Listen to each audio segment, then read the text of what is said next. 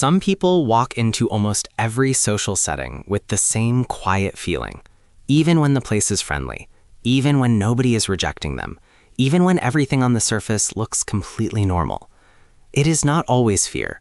It is not always anxiety. And it is not simply shyness. It is something more subtle and much harder to explain. A sense that the rhythm around them does not fully match the rhythm inside them.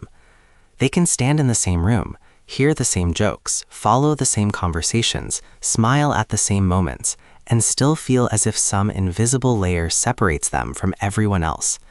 Not because they are better, not because they are worse, just because something about the way they process the social world seems slightly different from the people around them. And over time, that repeated experience starts to leave a mark.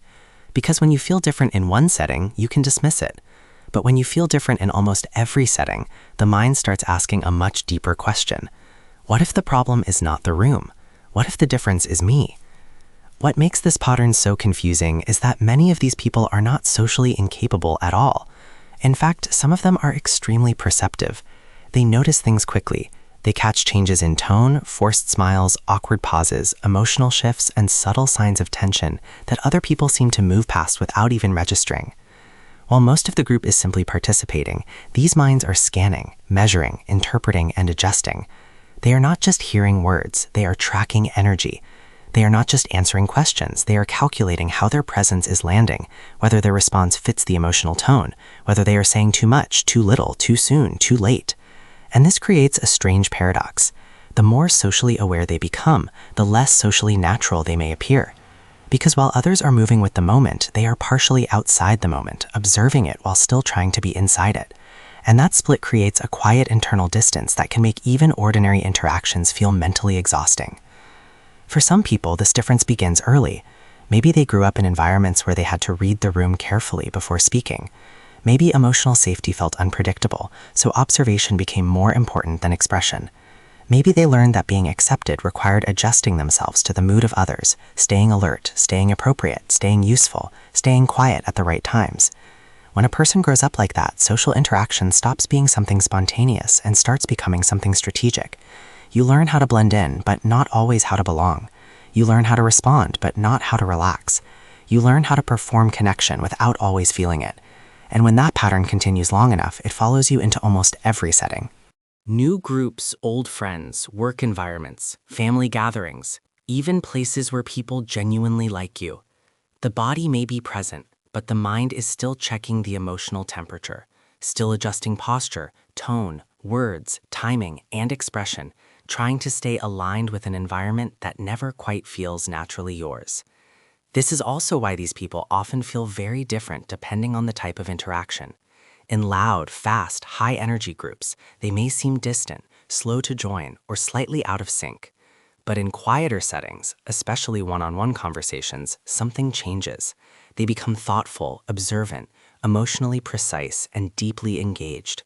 They ask better questions, they notice more, they understand nuance. They make other people feel heard in ways that louder personalities often cannot. So the issue is not that they do not know how to connect. The issue is that many social environments reward speed, confidence, and surface-level flow, while their minds are built for depth, reflection, and emotional detail. They are trying to swim in waters designed for quick movement, even though their strength has always lived in going deeper. And when a person keeps comparing themselves to people who are naturally built for rapid social chemistry, they may start seeing their own depth as a flaw instead of recognizing it as a different kind of intelligence. The painful part is that after enough years of feeling this way, many people start building an identity around the difference. They begin telling themselves that they are awkward, too quiet, too serious, too intense, too sensitive, too much of an outsider, too strange to fit naturally anywhere. But often what they are really experiencing is not social failure, it is chronic social misalignment.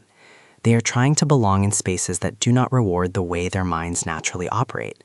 And that is a very different problem, because when the problem is framed as personal defect, the person becomes trapped in shame.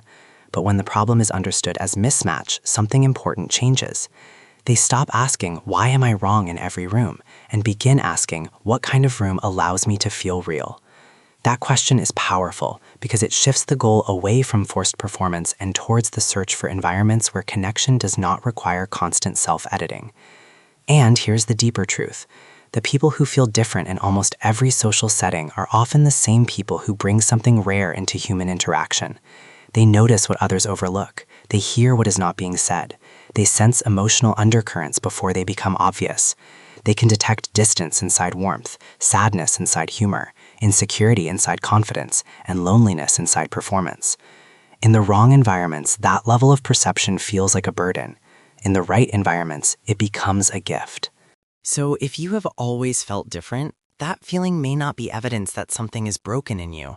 It may be evidence that your nervous system, your attention, and your emotional rhythm were never designed for shallow social spaces. Maybe your mind is not failing at connection. Maybe it is searching for a version of connection that is slower, truer, and harder to fake.